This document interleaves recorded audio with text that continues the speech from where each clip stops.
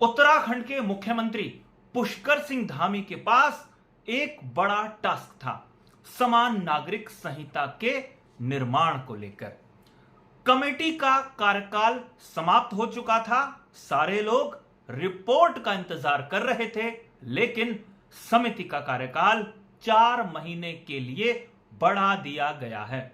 यानी पुष्कर सिंह धामी के पाले में जो बॉल थी उसे क्या अब नरेंद्र मोदी और अमित शाह के पाले में समझा जाए, या इसे ऐसे समझा जाए कि प्रधानमंत्री नरेंद्र मोदी और अमित शाह की टीम मिलकर कोई बड़ा फैसला लेने जा रही है।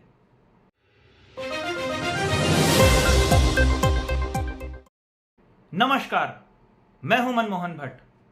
समान नागरिक संहिता एक ऐसा मुद्दा जिस पर हाथ डालने से 70-75 साल तक कोई भी बचता रहा, लेकिन बीजेपी की सरकार ने इस मुद्दे पर गंभीरता के साथ मंथन किया, उत्तराखंड को प्रयोगशाला बनाने की कोशिश की।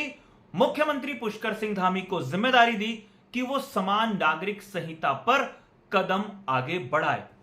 4 महीने तक जिस समिति ने तमाम जगह से फीडबैक इकट्ठा किया, तमाम लोगों की राय मशवरा किया और अपनी रिपोर्ट तैयार कर ली थी, उस समिति का कार्यकाल अचानक से 4 महीने के लिए बढ़ा दिया गया। मुख्यमंत्री पुष्कर सिंह धामी ने इस कार्यकाल को बढ़ाया है, लेकिन इसे बढ़ाए जाने का कोई स्पष्ट कारण सामने नहीं दिया गया है, जबकि खुद मुख्यमंत्री कई बार मीडिया को बयान दे चुके थे, सार्वजनिक मंचों पर घोषणा कर चुके थे कि समिति की रिपोर्ट, ड्राफ्ट रिपोर्ट तैयार है, कभी भी उसे सीएम को सौंपा जा सकता है। लेकिन अभी तक वो रिपोर्ट सार्वजनिक नहीं हुई है, मुख्यमंत्री कार्यालय को या मुख्यमंत्री को रिपोर्ट नहीं सौंपी गई। इस बीच एक जानकारी आपको और दूं कि जो समिति है उसने कई बार केंद्रीय विधि आयोग से गंभीरता के साथ चर्चा की। मुख्यमंत्री पुष्कर सिंह धामी की जब केंद्रीय गृह मंत्री अमित शाह से मुलाकात हुई तो समान नागरिक संहिता के लिए बनाई गई कमेटी के सदस्यों की भी मुलाकात केंद्रीय गृह मंत्री से हुई। इस तरीके की भी अटकलें हैं कि जब मुख्यमंत्री दिल्ली गए कई बार, तो गृह मंत्री और प्रधानमंत्री से लगातार यूसीसी के मुद्दे पर ही मंथन होता रहा। अब 4 महीने का कार्यकाल बढ़ाया गया। अंदाजा लगाइए, 27 सितंबर से यह कार्यकाल 4 महीने के लिए बढ़ाया गया। सितंबर से अक्टूबर, अक्टूबर से नवंबर, नवंबर से दिसंबर, दिसंबर से जनवरी, यानी 26-27 जनवरी 2024 तक यह समिति अपना काम करती रहेगी। तमाम जो भी निर्देश बीजेपी की तरफ से मिलेंगे, संघ की तरफ से मिलेंगे, केंद्र सरकार की तरफ से मिलेंगे, जो भी सुझाव होंगे विधि आयोग के, वो इस रिपोर्ट में शामिल किए जाएंगे। और इस टाइमिंग का आप ध्यान रखिए, 26-27 जनवरी 2024 जब होगा तो उसके ठीक एक हफ्ते बाद संसद का बजट सत्र हो सकता है, जिसमें सरकार बजट प्रस्तुत करेगी। चुनावी वर्ष है तो हो सकता है यह इंटरिम बजट हो सकता है, क्या यह इंटरिम अंतरिम बजट ही होगा। लेकिन इस अंतरिम बजट में सरकार यूसीसी की रिपोर्ट को रख सकती है, ऐसा अंदाजा कई लोग लगा रहे हैं। अब उत्तराखंड की यह समिति है, इसे मान लिया जाए, उत्तराखंड को कोई अधिकार नहीं है कि वो समान नागरिक संहिता अपने प्रदेश में लागू कर ले। इसे लागू करने के लिए भी संसद की सहमति चाहिए, राष्ट्रपति की मंजूरी चाहिए। और जब ये पूरा का पूरा रायशुमारी हो रही थी तो प्रधानमंत्री नरेंद्र मोदी ने भी खुले मंच से स्पष्ट कहा था कि यूसीसी या समान नागरिक संहिता पूरे देश भर में लागू की जानी है। इस टाइमिंग को लेकर ही अब सबसे ज्यादा चर्चा हो रही है। भारतीय जनता पार्टी किन मुद्दों को लेकर 2024 का लोकसभा चुनाव लड़ेगी, यह तस्वीर भी अब साफ होने लगी है, क्योंकि महिला आरक्षण पर जिस तरीके की तैयारी बीजेपी सरकार करके आई थी, बीजेपी का पूरा संगठन करके आया था, इस बात का अंदाजा विपक्ष को नहीं था।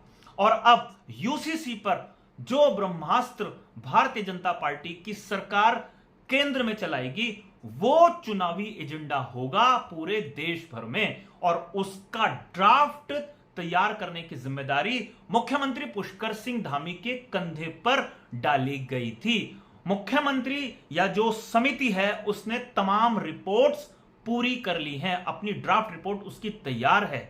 औपचारिक रूप से ना सही, अनौपचारिक रूप से उस रिपोर्ट पर केंद्रीय गृह मंत्रालय और विधि आयोग ने भी चर्चा करी है, लेकिन उसे सार्वजनिक इसलिए नहीं किया गया क्योंकि चुनाव से ठीक पहले जब उस रिपोर्ट पर चर्चा होगी, जब उस रिपोर्ट को लागू करने की बात होगी, तो वो एक चुनावी मुद्दा होगा बीजेपी के लिए। क्योंकि चर्चा हो चुकी है और चर्चा के बाद बीजेपी को यह फीडबैक मिला है कि ज्यादातर जनता इस देश की समान नागरिक संहिता के पक्ष में है, लेकिन अगर उसे अभी लागू कर दिया जाएगा, अभी सारी संसदीय कार्रवाई शुरू हो जाएंगी, तो चुनाव आते आते वो मुद्दा थोड़ा ठंडा पड़ सकता है। इसलिए इसे चुनाव तक जिंदा रखना है। तमाम जगहों पर हो सकता है एक बार फिर से रायशुमारी करने की कोशिश हो, एक माहौल बनाने की कोशिश हो। उत्तराखंड से लेकर दिल्ली, या कह लीजिए पूरे देश भर का जो मीडिया है, उसने समान नागरिक संहिता पर गंभीरता के साथ रिपोर्टिंग की है, उस पर अपनी तमाम तरीके के एस्पेक्ट खंगाले हैं। मुख्यमंत्री पुष्कर सिंह धामी ने भी देहरादून से लेकर दिल्ली तक कई मीडिया घरानों में जाकर जब इंटरव्यू दिए, तो उसमें यूसीसी का बड़ा जोरदार तरीके से प्रचार हुआ। अब देखना यह है कि केंद्र सरकार किस तरीके से इस ड्राफ्ट रिपोर्ट में अपने हिसाब से संशोधन कराती है, जो उनके सुझाव है वो किस तरीके से इस रिपोर्ट में शामिल करवाए जाते हैं, और किस तरीके से इस रिपोर्ट को पूरे देश भर के लिए लागू करने की कार्रवाई शुरू हो पाती है। जब पूरे देश भर में इस रिपोर्ट की चर्चा होगी, तभी चुनावी माहौल बीजेपी के लिए बनेगा। यह बात बिल्कुल स्पष्ट है, क्योंकि हम सारे लोग जानते हैं कि कश्मीर मुद्दा यानी 370, महिला आरक्षण और इसके अलावा श्री राम मंदिर, ये कुछ ऐसे मुद्दे हैं जिन्हें भारतीय जनता पार्टी की सरकार ने एक तरीके से पूरा कर लिया है। 3 तलाक का मामला भी ठंडा पड़ गया है। तो अगले लोकसभा चुनाव में महिला आरक्षण, ताजा विधेयक पारित हुआ है संसद में, उसको लेकर और साथ में समान नागरिक संहिता को लेकर चुनावी मैदान में कूदेगी, और विपक्ष को इसका जवाब तैयार करना होगा।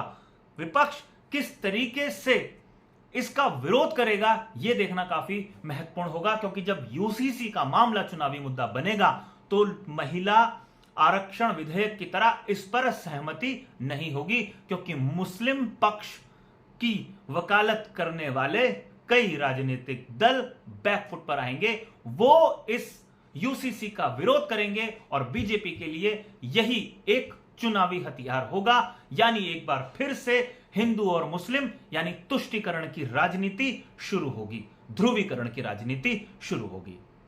अभी के लिए साथियों इतना ही। अगले रिपोर्ट में आपसे फिर मुलाकात होगी, तब तक इजाजत दीजिए। नमस्कार।